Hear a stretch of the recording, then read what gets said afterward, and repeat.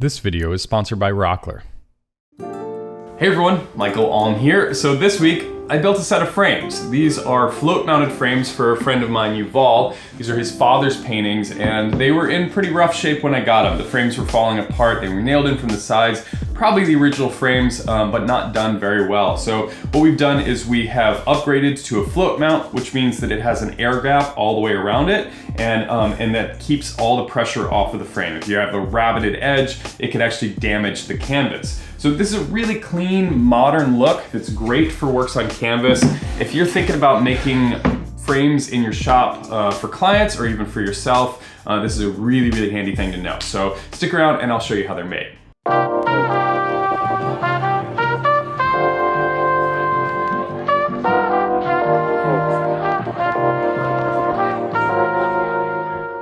So first off, I needed to remove the old frames, and fortunately they did not put up much of a fight. They were just nailed in with a couple rusty nails and they popped free really, really easily.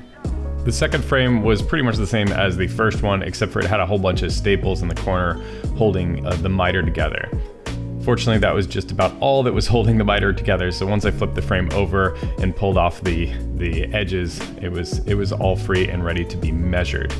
Now, I like to measure from multiple points, so you'll see 3 points on each side, just to make sure that things are nice and square, nothing's warped or anything, and then I take the paintings out of the room. All right, so the measurements that I took, I'm now going to use to figure out what size I need to cut down my material. And in order to do that, for a float mount frame, it's very, very simple. You add your gap that you're going to have on each side plus the thickness of the material. Now, the gap and the thickness gets doubled because it's on both sides. So in this case, I have a gap of 1/8 of an inch, material of 3/8 of an inch. That adds up to 1/2 inch, and then I double that, and that's 1 inch. So if I add 1 inch to each one of these measurements, then I'm getting the actual dimension of the outside of the frame.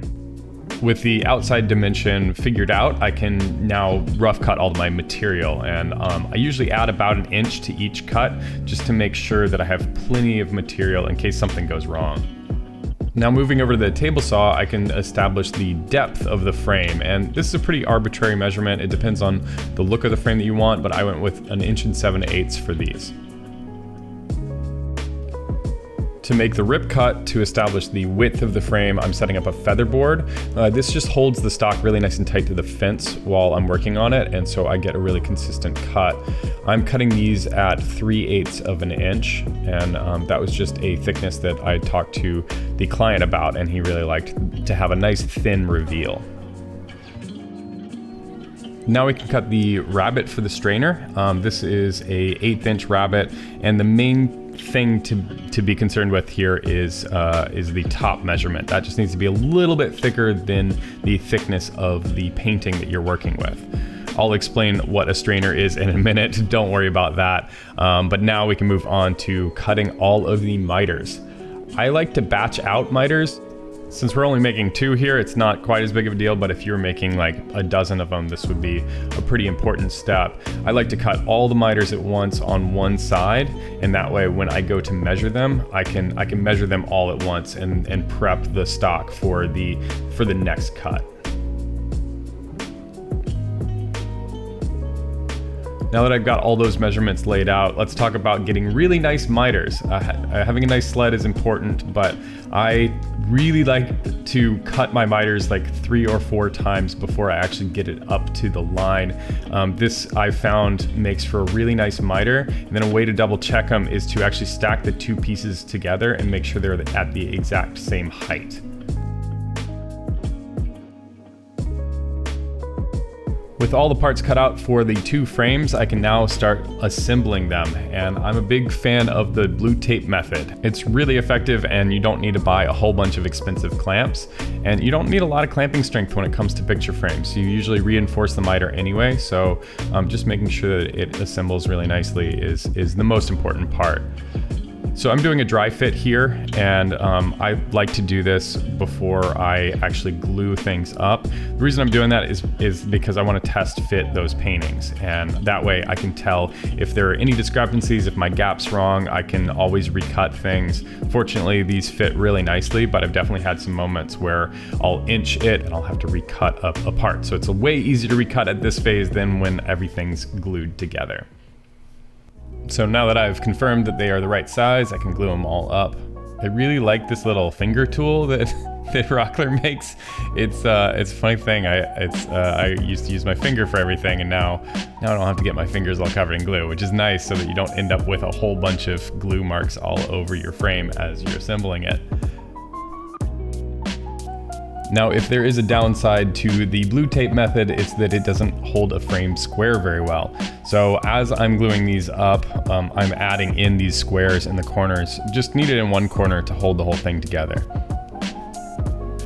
Once the frames have at least half an hour to dry, I like to start working on the splines. This is my spline jig. It's super simple. It's just basically an M glued together, but it allows my saw blade to go up and through. When I set the saw blade, I make sure that it does not pierce through the inside of the frame.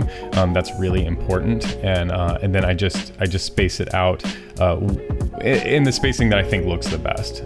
I leave those blue tape bits on the corners because it helps prevent tear out, and if they are for any reason not fully cured, the blue tape can do a little bit of holding. So now we can cut those splines, and I just took one of the offcuts from the frame itself. I like to match the wood as much as possible, and I only cut one edge just to keep it nice and safe. I ripped it on the bandsaw once they get a little bit small. The bandsaw is the best thing to use, and then cut these longer than the width of the slice in the side of the frame.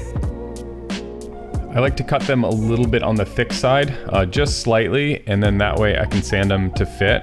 And the fit you're looking for is a fit where they slot into the slot really nice and smoothly, but they can't be pulled back out. And I found that that's really nice. It tends to swell once you add glue, so you don't want to make them too tight because you won't be able to get them fully registered into the slot.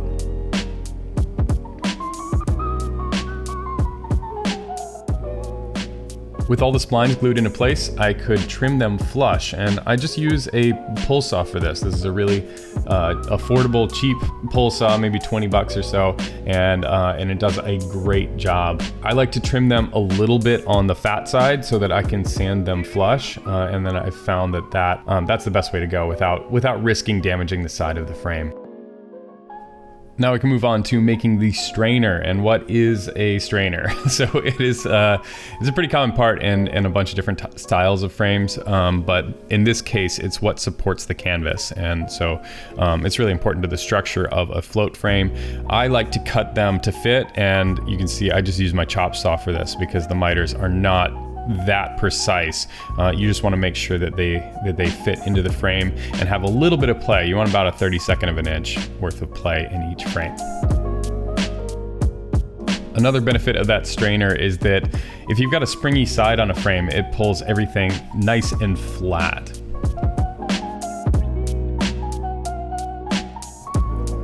So before we glue those strainer parts together, I like to set up this jig to drill some pocket holes into the actual strainer. These are set at a 45-degree angle. It's really simple, just a 2x4 cut at 45, glued to a block of wood. And you want that hole to come out right at the corner of the wood. So it takes a little bit to get it set up, but once you do, you can take all those parts out, mark the locations for the different holes, and then you can start drilling them out. I like to space them about 3 inches from the outside edge, and then I do about 10 inches in between each hole. I'll center them up on the shorter sides. I like to get at least 3 screw holes per length of strainer side. And then you can take all those sides and glue them up. I use a staple gun to hold them together and reinforce the miter. You're going to want to staple both sides of the miter on all 4 corners, at least 2 staples per side. It's always safe to check for square and make sure everything is just right. These were nice and square, and then fit them into the frames. Make sure that there's no issues. This one with the springy side, you have to push it in a little bit, but that was pretty much perfect for me. And the second frame fit real nice as well. If you've seen the 141 frames video that I put out a little while ago, you'll have seen this technique before, and I love this. This makes sanding these frames so much easier. I basically set up blocks on the side of my table. I just screw them right into the side of the table and hang up the frames while I sand them. This makes it really easy for me to rotate while I sand and get those sides really nice and flat. I'm working with 120 grit sandpaper here, and it just takes care of all the mill marks, any sort of imperfections, all the proud splines and stuff like that. I sand all the sides, making sure not to leave too many scratches on the miters, and then I will dust it off to look for any gaps, any knot holes, anything that needs wood filler. I'm delicate with the wood filler, but it's really important because it will show up in the stain if there's any knot holes or anything like that. Then I sand it up to 320 grit, and once that frame is done, it's on to frame number 2. Alder is a much softer wood than walnut, so you have to be kind of careful with it. You don't want to sand it away or distort it, but it does sand up a lot faster than the walnut. Now it's time to move on to finishing, and I'm going to be finishing both frames in different ways. I'm using just an oil-based polyurethane here for the alder frame, and that's going to bring out the warmth of it, and it'll give it a really, really nice, strong finish. I put 3 coats of this on, sanding in between the coats, and it'll just bring out the warmth of that grain. For the walnut frame, I'm going to be blackening it, and for that I'm going to use this stain that I talked about in my finishes video. If you're really curious about all the finishes that I use in my shop, go check that video out. But the short of it is that it's a oil paint and dryer mixture. So the dryer is called Gilkid. There are a bunch of different dryers out there, and then the oil paint is Mars Black oil paint, and these two get mixed together in a 1-to-1 ratio, and the result is fantastic. It's a one and done finish. It comes out at a really nice black tone that you have a lot of control over. The only downside is that it takes about a week to dry. I lay it on pretty heavy and then wipe it off to the desired finish, and then let it sit for like I said, about a week. The strainers get their own process, which is basically just sanding them and painting them. I paint them a flat black. This is a black gesso that I got from the art supply store. So once a week has gone by, I can burnish out the finish, and I just use a piece of heavy duty cloth. This is a cutoff from a pair of old Carhartts. And using a fair amount of pressure, I buff out the finish until I have a really nice sheen. You can see how good that black and walnut looks. I like to buff out the polyurethane as well. It just takes care of any high spots and evens out the sheen. And then it's time to install those now dry strainers. The strainers go in with screws. You really want to test the length of your screws so you don't go out through the side of your frame. I think these ones were 3/4 of an inch, and they were perfect for this application. Now I can insert the paintings, and in order to keep the spacing really nice, I use these handy shims. You guys have seen me use these on numerous different projects. They are invaluable in my shop. I'll post a link down below to where you can pick them up. I basically use them to pin the painting into the frame, and then I can screw it in from the back through some pre-drilled holes. With that done, I can remove the handy shims, and I like to pull the back one out first, just so that I don't snag on any of the canvas of the painting. Painting number 2 is the exact same thing as the other painting, screwed in from the back, handy shims, you know the deal. Now, one thing to note about these paintings is that I have set it so that the top edge of the frame is a little bit proud of the surface of the painting. That helps if you're going to flip the painting over, or if you're going to wrap it up. It prevents the painting from being damaged. Now I'm putting on the hanging hardware, and that's really the last step before these things are done.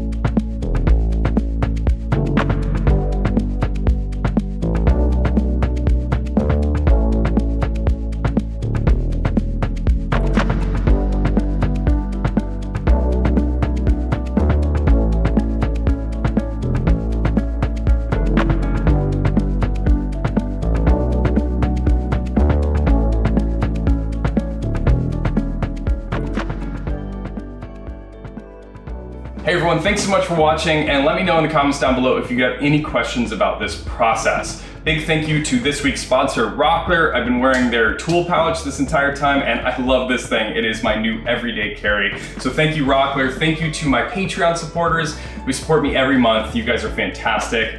Other than that, hit that like button, hit that subscribe button, and I'll catch you in the next one. Bye.